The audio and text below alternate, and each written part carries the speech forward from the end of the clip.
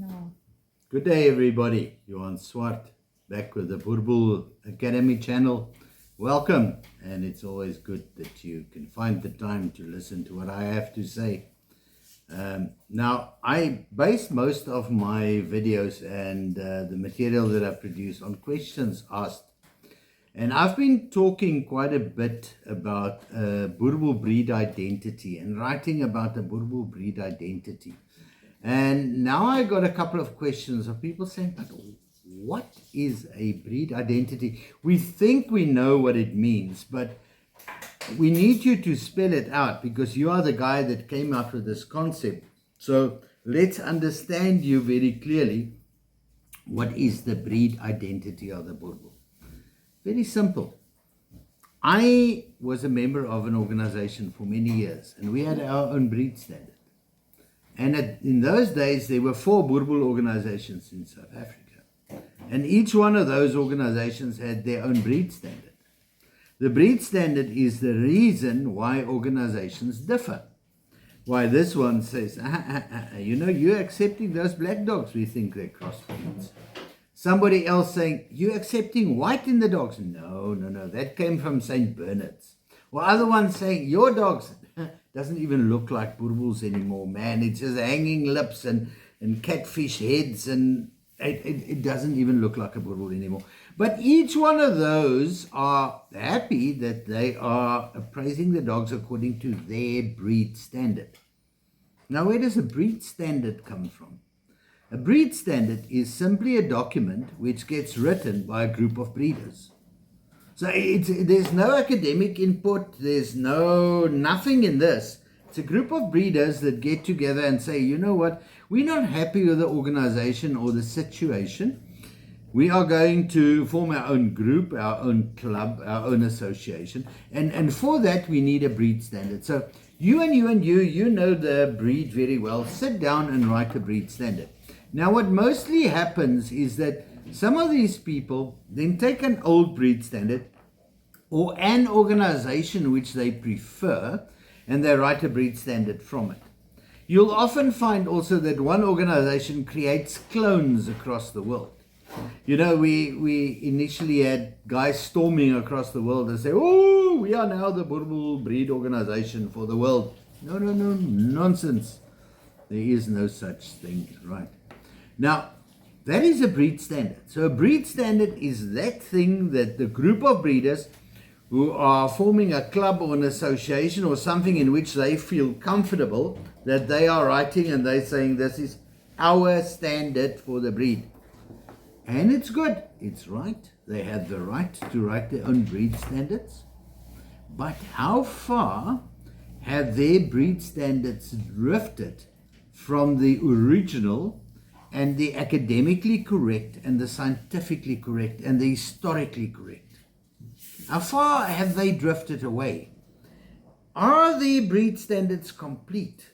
If I have a breed standard that only addresses the conformation of the breed, and it very glibly runs over the temperament of the breed, or the health of the breed, or the mobility of the breed, or things such as inbreeding, and it just ignores it, or genetics. You know, every breed has its own identity. And that identity of the breed is not determined by a little group of breeders who's sitting together and who's deciding to write a breed standard, or appointing one of their senior members or a guy that writes well and says, listen, you take this nonsense and sort it out, but I don't want this in next time. Remove it. Next time I don't want to see this. You know, we're going to remove the height restriction. The dogs must now be giants. They must be huge. So let's remove it from our breed standard. But is that then removing it from all the breed standards across the world? No. Does that change the identity of the breed? No. It changes what you perceive in your organization the breed to be. Now, has there ever been a time where everybody agreed basically on a document which defines the breed, which says this is the identity of the breed? And that can then be used if I write my breed standard. Somebody must be able to say, no, you're drifting too far from the original. Because we don't have an original set down somewhere, right? We have this problem of undefined drift, of I can do what I want, I can change what I want because I'm writing my breed standard. And breed standard is the ultimate thing. No, breed standard is not the ultimate thing. The very first breed standard that we could find, the recorded breed standard. Now, I have a very big suspicion that they were older breed standards than that. But that very first document, in that, there were no other organizations. It was a group of historical breeders, enthusiasts that got together and they said, let's define the breed. Not define the breed for my organization or what I think is correct. Let's define the breed. And they brought together all the experts and whatever they could and all the people that they could ask, and they wrote a breed standard. So that was the first breed identity. They called it a breed standard, but there was nothing else. That was the measuring line. That's where the line was drawn in the sand. The first time it said, this is a Boer Bull.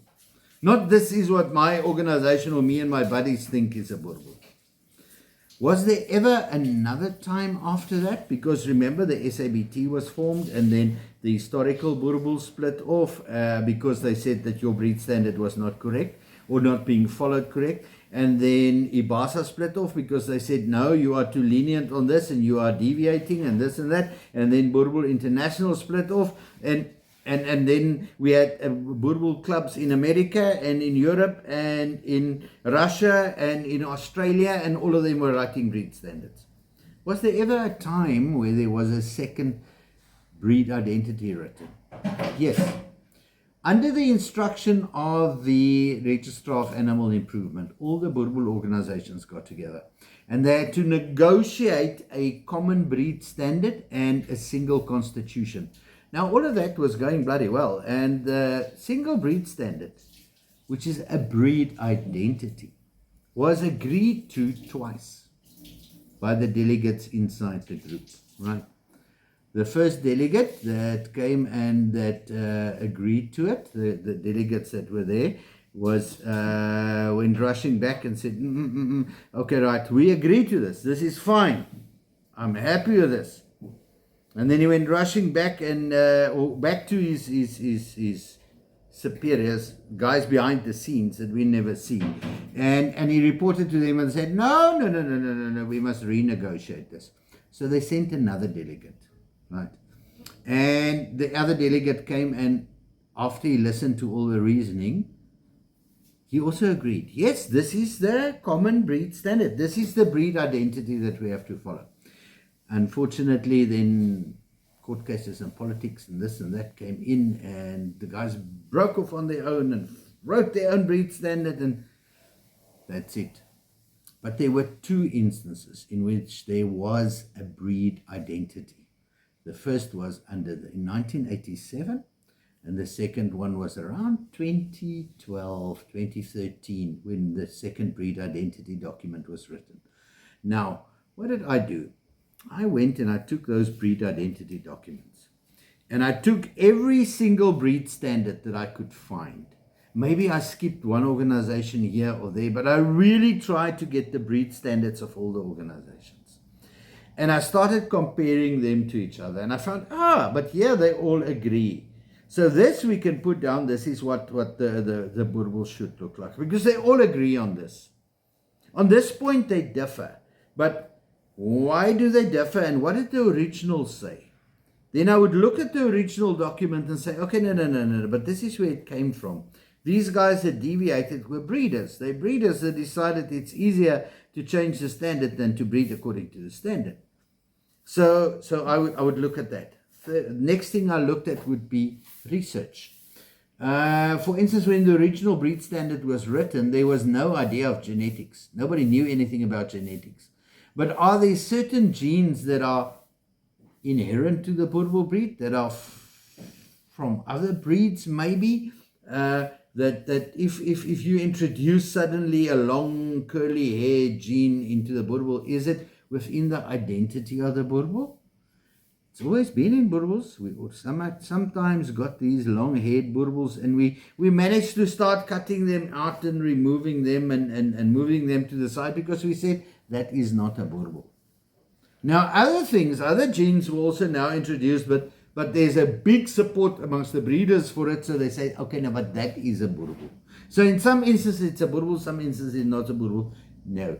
If we can't find the scientific reasoning for it, the historic reasoning for it, the genetic reasoning for it, all of those things, then we must be very careful and to accept it. And that's why, for a third time, I took a stick and I drew a line in the sand.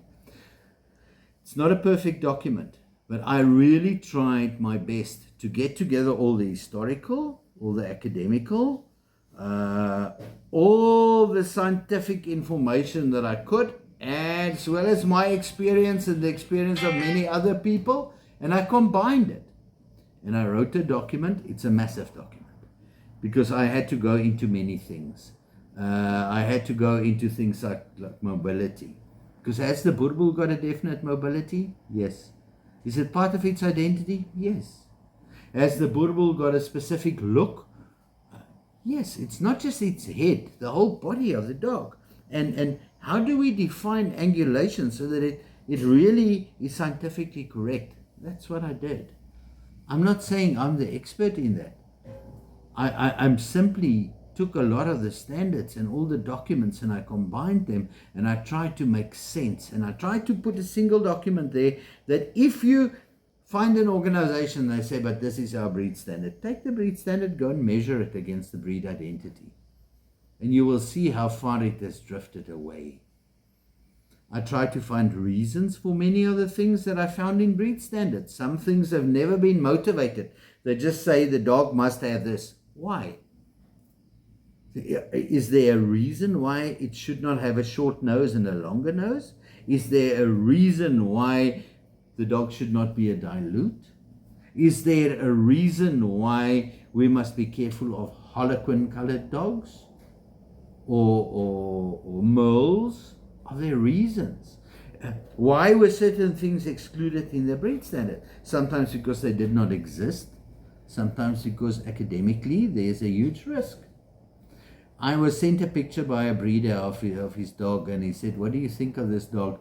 And I simply looked at the dog and I said, I like this and that and that, and that's very good, but this dog carries a dilute gene. And the guy was amazed and he said, how do you know it? I said, you know what? Before there were genetic tests, people were taught what the identity of the breed was, what the breed should look like, and when they are going to give blue puppies. You can, most of the time, you can see it with your eye if you know what you're looking for. So guys, my new book is on the identity of the Boerboel breed. It's not a printed or hard copy book yet. It is only available as an ebook. But in there's a lot of lessons. I put in my viewpoints on mobility, on temperament, not my viewpoints, the viewpoints of all the breed standards combined, of international lessons learned and everything. But I recorded it in there as well as possible. And the end result, I'm happy with. It was a big job. So, if you're interested in it, if you want to read the breed identity of the Boerboel and see where you are with your dogs, where your organization is with their breed standard, you're welcome. Go to lulu.com, lulu.com. Look at the books that are for sale, and under that you will find, if you put in the search column, you put in the word Boerboel, you'll find the book there. It's only a PDF version at this stage. I will later also investigate in publishing it as a full ebook, readable on all the different readers, etc., and get it listed on Barnes and Noble and Amazon, Kindle Amazon, and all of those things. But that's going to influence the price. For the beginning, I just want the book out there. I want it to be available. I want it to be read. So I thank you again for all the time you spend watching my videos, for the effort you are putting into to spread knowledge, to learn more about the breed. And not just to accept what some oom is telling you. I hear that's the most popular term for us old fogies nowadays. We the ooms. Well, somebody the other day called me the last dinosaur who really remembers what the breed looked like. No, I don't think I'm the last dinosaur. There's a lot of us out there that really know what the breed was all about, and we've got to record it before we are no longer there. So I thank you, and I appreciate your time. If you like my video, give it a thumbs up. If you don't like it, give it a thumbs down. If you've got a comment, leave a comment. If you want to subscribe to my channel to be notified of future videos, please do so. I appreciate it. And I thank you for your time. Goodbye.